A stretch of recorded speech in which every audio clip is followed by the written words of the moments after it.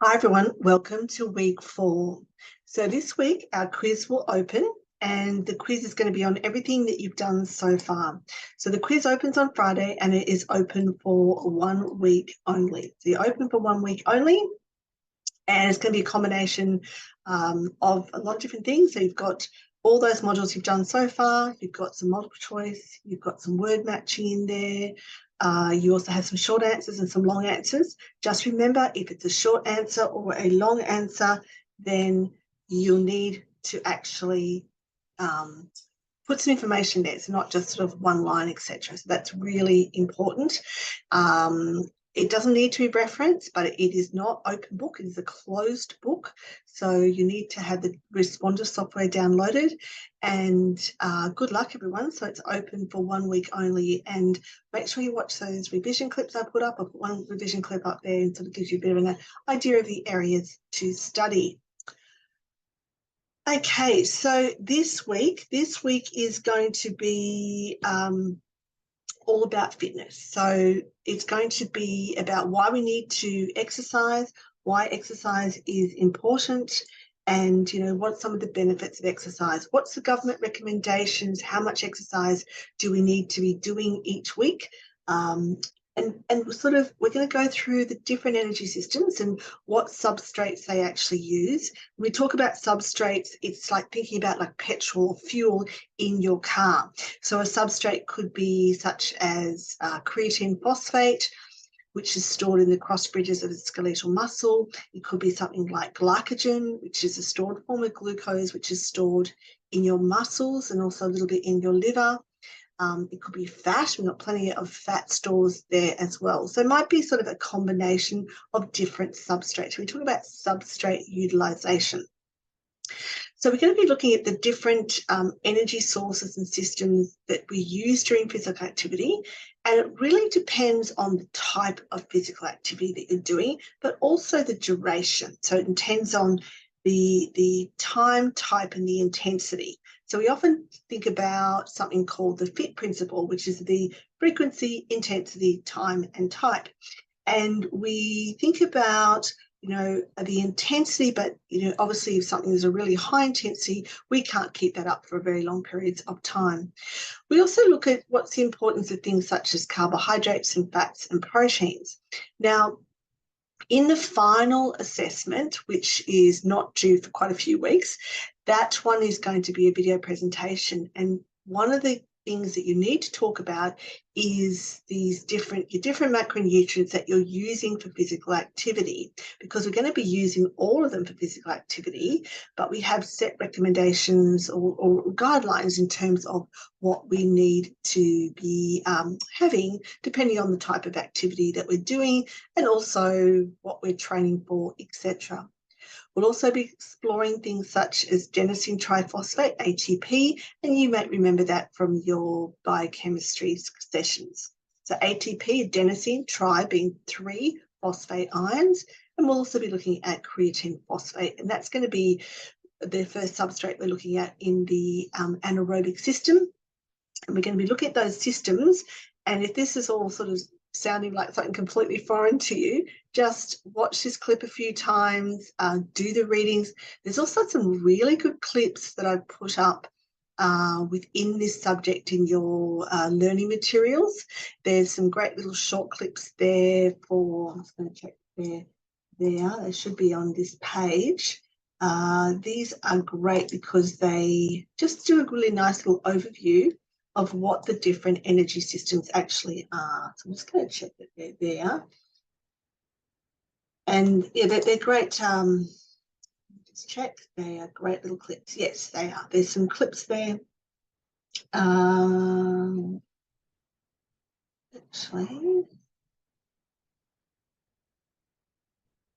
there's a couple there, but I'm also going to throw up some other ones in our announcements as well, because they will really help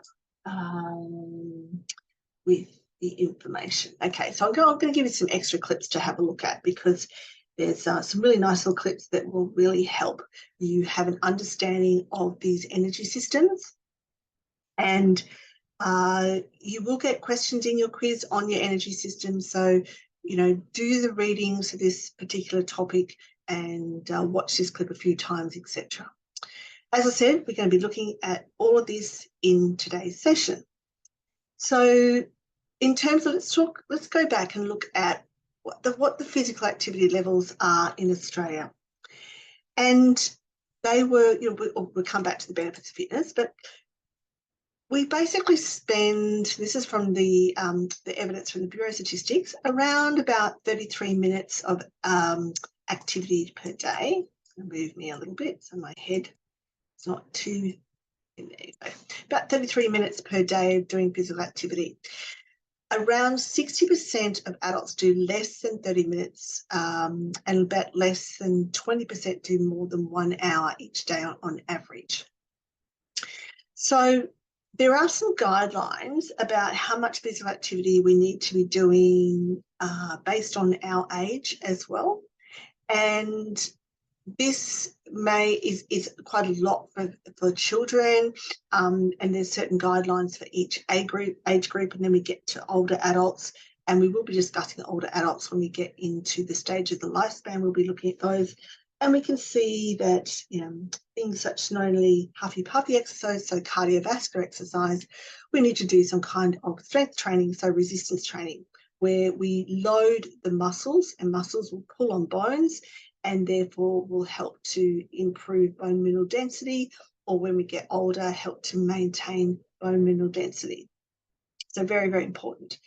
As we get older, we'll also have to incorporate things such as balance. So balance starts to go as we get older. So also flexibility. So range of motion around the joints, it's called the range of motion, ROM, starts to diminish as we get older. So we'll be looking at each of those in terms of the coming weeks, but let's have a little bit more about where we're actually at in Australia. So more than half of Australian adults do not need the physical activity guidelines, which is interesting, isn't it? So you think about over half are not meeting the physical activity guidelines. And basically 44% of working adults spend most of their day sitting. So that's a bit of a problem, isn't it? So then most of their day is sitting. It's responsible physical activity, often called, or sometimes called your PAL, so physical activity level. It's responsible for 6% of cancer burden in Australia. That's only second to tobacco smoking. So it's linked with some of those non-communicable diseases, so things such as non-communicable means you can't catch it, diabetes and bowel cancer, uterine cancer, dementia, breast cancer, coronary heart disease, stroke, and the list goes on. So one of the things to think about is physical activity can be a prescription, just like that we would talk about dietary intake or supplement intake. So physical activity is extremely important for overall health, and there are many benefits for physical activity. So I want you just to think about what are some of the benefits for physical activity. I'm going to throw some of these up here for you. And before we get to that, what was the impact of COVID? So we think about physical activity levels in COVID may have increased for some people and decreased for others. I know in New South Wales, in Sydney, where I am, that we were encouraged to exercise, to get outside, and because all the gyms are closed, a lot more people were exercising, etc. But there's a lot of people weren't allowed outside or only for a period of time. So COVID added an extra barrier to being active, especially for organised sports. So you think about, for many children, they weren't at school, maybe there wasn't organised sport happening, so there was gym closures, lockdowns, a lot more prevalence for online, not only online learning, but also online physical activity. So lots of apps came up, lots of streaming services. So we really had to change how we exercised, how often, and and maybe people's activity levels diminished significantly. And you often hear people say, I put on 4 or 5 kilos during COVID. This is a common thing that I hear a lot in the clinic situation. We have patients coming in saying, well, in COVID, I put on some extra weight. Really affected school children. So the AusPlay study found that almost 3 in 4 adults stayed active in 2020, but only 1 in 6 kids exercised outside of school. And that could have been for a variety of reasons, but obviously with the lockdowns, loss of community sport, children not going to school, maybe, you know, there was a lack there as well. So I've been talking about the benefits of physical activity, and this is a really important slide. So I want you to really take your time, pause this, have a look at some of the benefits of physical activity. Because if we were to prescribe this, or let's say we could give you all of this and it was in a pill form, or let's say a food, wouldn't you find that lots of people would actually go, yep, I want that. I want everything that's on there. And this is just a short list. There's a lot more things that it can actually do. So being physically active helps to reduce the risk of disease in a number of ways. Moderate physical activity improves resistance to infection, so you're less likely to get a cold. However, when you already have, let's say, just a common cold, can you exercise? Yes, but low intensity.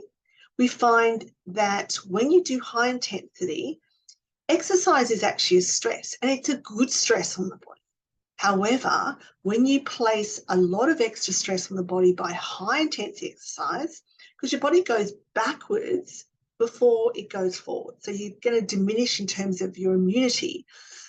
So training a heavy session, or say running a marathon or something that's intense exercise, can actually have an impact on your immune system. So what we often find is people that have run marathons, afterwards we find that they do get sick, or maybe a triathlon, even maybe sometimes even a fun run, you might find that they don't feel as good and they're more prone to infection. So if you get a cold, fine to do a little bit of exercise, low intensity, keep yourself warm, but avoid like resistance training. So going to the gym, training hard, really getting your heart rate up. So there's infection. It also going to improve your cardiovascular health, helps to modulate blood pressure, which means helps to reduce blood pressure. So it helps to modulate or to regulate your blood pressure. We've already talked about some of the cancers it can reduce. And just to remind you, that was cancers such as bowel cancer, uterine cancer, breast cancer.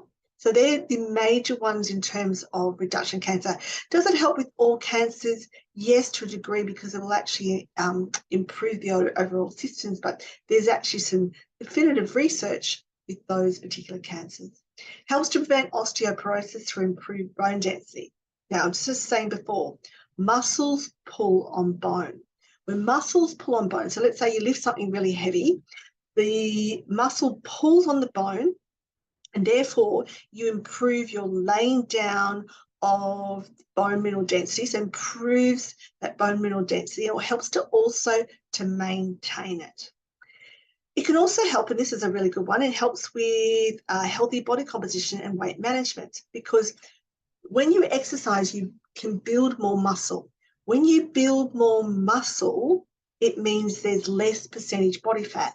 The more muscle you have, the higher the metabolic rate goes, but obviously there's a ceiling on it. It's not like you can have a metabolic rate of a 20-year-old if you're, say, 50. But what it actually does is the fitter you are, you burn more fat even at rest. So if you're sitting down now listening to this, you are burning fat. Fitter people burn more fat even at rest. Fitter people burn more fat even at rest, especially if you have more muscle mass. So the more muscle mass you have means it's like, you know, you're ticking over, the clock is ticking over, it's faster. So it's like you almost like imagine a car and the petrol's like going through, it's chewing through it faster, which is what you want, because when you're at rest, you're burning lots of fat. And we have plenty of fat to burn, and it's there for very important reasons. It's there for immunity, it's there for protection around our organs, etc. And it also has some, you know, very important functions. But also that we don't have a lot of glycogen. So glycogen is a stored form of glucose. It's branched chain, it's actually compact, and we want to be able to burn some fat. Okay. Also, what it does is you have more muscle mass, you have a reduced risk of diabetes, which is great. We want to have a reduced risk of diabetes.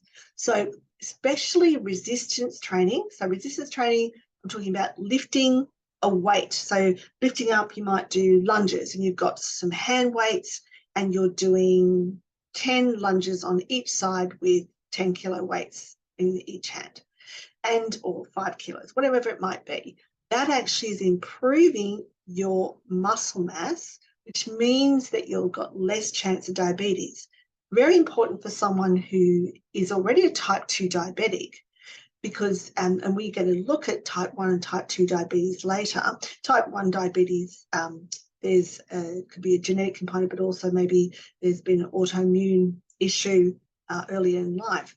So type 2 diabetes, we can really help to manage that through exercise, but particularly resistance training. Now, the bottom one, stress management and improved mood. Positive effects on your neurotransmitters. Now, they are also going to be affected by your protein intake. They're going to be, it's a positive intake with amino acids, but we really want to, you're going to feel good. And, when you exercise, it gives you that kind of serotonin boost. So you feel that happy, feel-good hormone. You get a bit of dopamine and noradrenaline or norepinephrine, and you feel good. So if it doesn't have to be going to the gym. It could be going for a walk. It could be swimming in the ocean. There's a whole range of reasons why this improves not only your cognitive function, but it improves your mood. So the other thing is it actually improves your cognition in your brain. It helps to get your left and right hemispheres interrelating so that they can actually connect. Because do you feel sometimes that your brain just doesn't connect properly, like things just don't go in? Exercising before you start doing, say, a lecture or something can actually enhance your cognition and improve the way that your brain functions. So as you can see, there's lots and lots of benefits for exercise. There's also lots of risks of being sedentary. So the 5 leading global risks for mortality and non-communicable diseases, so these are called NCDs, in the world are high blood pressure, tobacco use, high blood glucose levels, and physical inactivity, and also overweight and obesity. But isn't that interesting? It's one of the 5 leading global risks for non-communicable diseases in the world. And exercise is free. You don't need to go to a gym. You can go for a walk. You can be at home and do 10 squats, 10 lunges, and 10 push-ups. That's a form of exercise. It's body weight training, and it is going to improve the way that you feel and also helps to reduce those non-communicable diseases. So these factors are responsible for raising the risk of chronic diseases and, across all countries and all incomes. So physical activity is the second greatest contributor to tobacco smoking, which I mentioned before. So it comes down to energy in and energy out. And unfortunately, during COVID, a lot of us maybe had a lot more energy coming in because people were at home and maybe they were cooking more. Maybe people were getting deliveries of food and not so much energy going out. So it's just like, think of it like a set of scales. And on the energy out, on this side over here, on the right, the energy out, we have a thing, this is here, the BMR is called your basal metabolic rate, that big part of the pie chart there, that's your basal metabolic rate. And that makes up between 60 and 75% of your daily energy expenditure. We also have the physical activity level, which is here in the smaller green. That's the physical activity, and the thermic effect of food is in the blue, and that makes about sort of 10 to 15%. Now, physical activity, there is a ceiling on that, so it's not like you can just keep exercising throughout the day. It's not going to go that much more. So BMR, the basal metabolic rate, this is based on your age, your gender, and your weight. And as you get older, after 30 years of age, it starts to actually diminish. So your metabolic rate gets slower and you tend not to need as much food, but people tend to eat more and exercise less. Maybe, you guys are all students and maybe you're sitting down a lot of the time. So maybe if you're not sitting, you're working, etc. So you don't maybe have that much time for physical activity. But it's about being consistent with physical activity and trying to get as much as you can throughout the day. So this is sort of how we calculate on that, back to that slide there. On this side here, it's based on all of these factors. Now, if you're going on to study lifespan nutrition, you'll be going through this in more detail. So we're just going to look at what's sort of some guidelines of physical activity. And this, again, is taken quite a few years ago, but I'm just going to flip through to here. And it just kind of gives you a bit of idea. And I still quite like this because it kind of gives you an idea of what we need to do to reduce the risk of cardiovascular disease. So the sports, you just get, just doing any kind of activity 2 or 3 times a week. It might be you go and play football, etc., or you might be doing resistance training a few times a week, or gardening or swimming, etc. You need to accumulate about 30 minutes a week of 5 to 6 days a week. It's not 30 minutes a week, 30 minutes a day of 5 to 6 days per week. And that could be going for a walk. And it doesn't have to be a fast pace, but if you throw in some hills, that's even better. Maybe in bike riding, do some stair climbing. It could be a whole range of different things as well. One thing that we do want people to do is to increase incidental activity. And this could be as simple as, I don't know, rather when you come into uni, you take the stairs rather than the escalator. That you look for opportunities to do incidental activity. And, it's interesting. Turning a page on a book is more energy is expended than flicking through your phone. So we just sit there and flick through our phone. So think about anything that you can do that's going to increase incidental activity. Remote controls. Can you get up and change? I don't think I can even know how to do it on my television anymore, but we used to say, get up and actually change the channel, because you used to be able to change the channel. I don't think you can anymore. I think it's an interesting point. But just remember, this was published in 1996. There is more relevant or more up-to-date, but I just like this because it was a really nice little thing to show you. At the top is to only occasional is TV, computers and games. Well, we probably all spend our life on computers and phones. So now, we're in this cyber age, and we need to think about, how can I get more physical activity into my day? And it's not always easy. So having planned sessions, and one thing that I like to do is I like to plan my sessions. So I write them in my diary in advance. I've got a bit of an idea. And if I only got 30 minutes and I go, right, my brain's falling asleep, I'm just going to go for a walk. By the way, I'm an exercise physiologist and taught exercise science for over 25, 30 years. When we come back, we're going to have a look at the energy systems.